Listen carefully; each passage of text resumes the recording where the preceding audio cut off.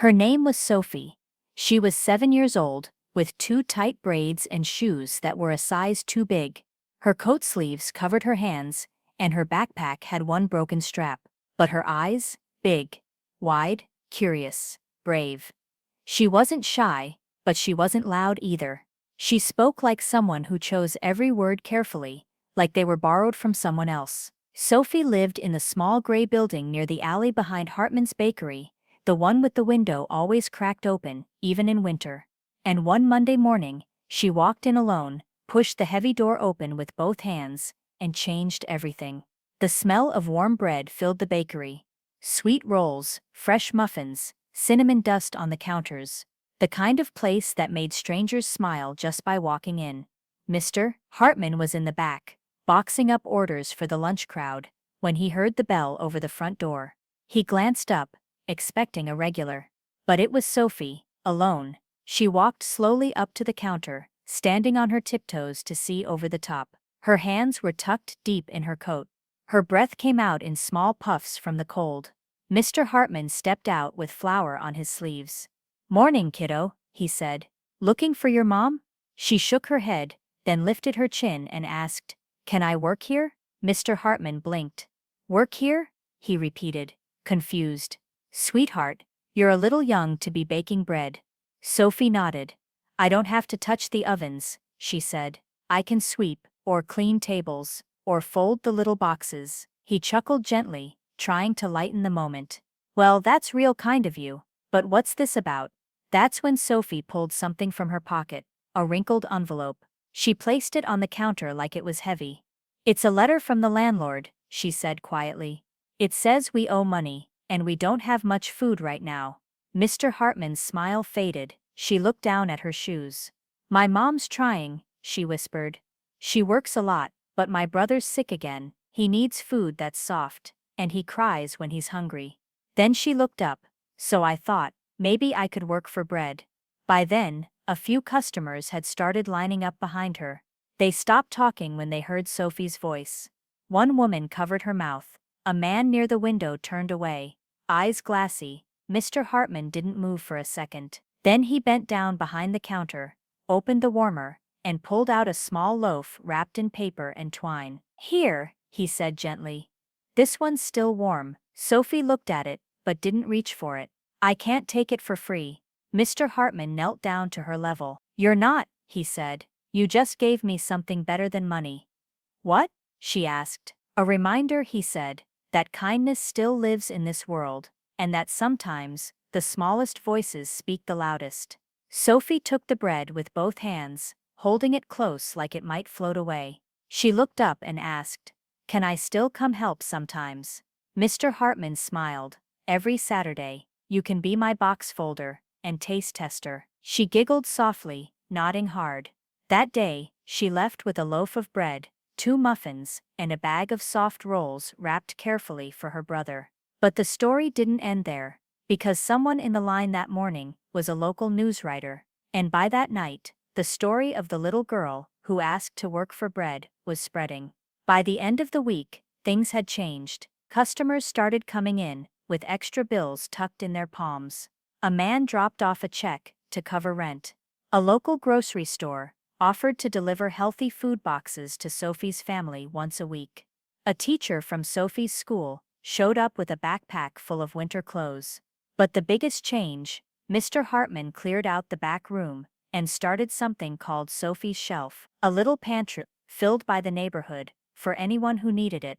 Above the shelf was a sign, "Take what you need, and if you can, leave something behind." Sophie came in every Saturday. She folded boxes, tasted muffins, drew little smiley faces on lunch bags. And Mr. Hartman, he didn't just give her a job, he gave her family hope. Months passed, winter melted into spring.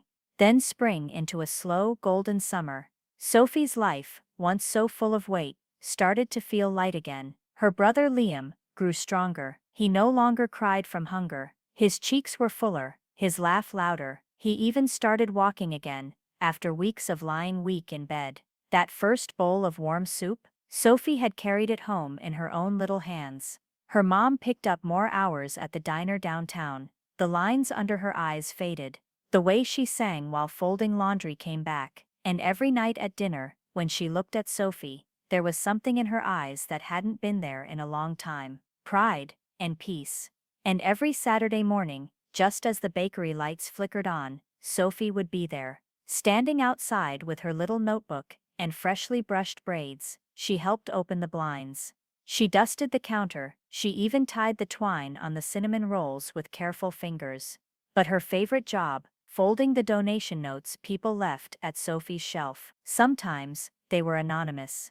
Other times, they came with a whisper at the counter. This is for someone who needs a little help, just like Sophie did. One morning, as a chilly breeze rolled in through the open door, Sophie stood by the shelf and stared at the baskets of bread and fruit. Then she turned to Mr. Hartman and said, softly, "Can we add soup?" He looked over. "Soup?" She nodded. "Sometimes people need something warm, like when their stomach hurts. Or their heart." Mr. Hartman didn't say anything for a moment. He just looked at her. At the girl who once came in, asking to work for food, now asking how to feed others. Finally, he smiled. "You know what?" he said. "I think we just found our new manager." From that day on, Sophie's shelf became Sophie's spot. A little corner in the bakery, with shelves lined with food and warmth, bowls of soup wrapped in foil, granola bars, fresh fruit in paper bags, new socks, notes from Sophie, written in marker on small slips of colored paper. She wrote them each week, sitting on a stool by the window. Her handwriting was crooked, but her words never were. "Hope is soft like bread. You are not alone. Come back tomorrow. We'll be here." People started coming, not just for muffins, but for a moment of hope. And the little girl who once walked in, with an empty belly, was now filling others with something more than food. Years passed, Sophie grew taller, her braids turned into ponytails, her backpack got heavier with school books, and her voice grew stronger, the kind that made people stop and listen. But even as she grew up, she never stopped showing up. The bakery still stood on the corner of Main and Elridge.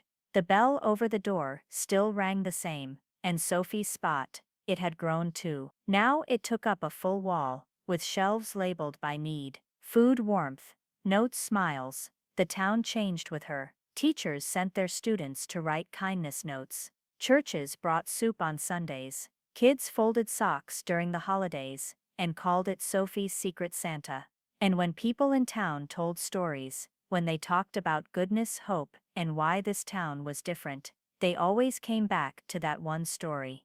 The girl with the braids, who came into a bakery, not asking for a handout, but asking for a job.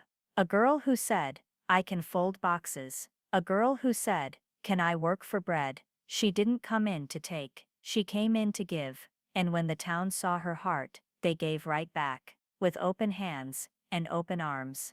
Now hanging above Sophie's spot, carved in soft wood, polished by time, is a plaque that reads, "Started with one little girl and one loaf of bread." But that's not where the story ends, because kindness like that, it never really ends.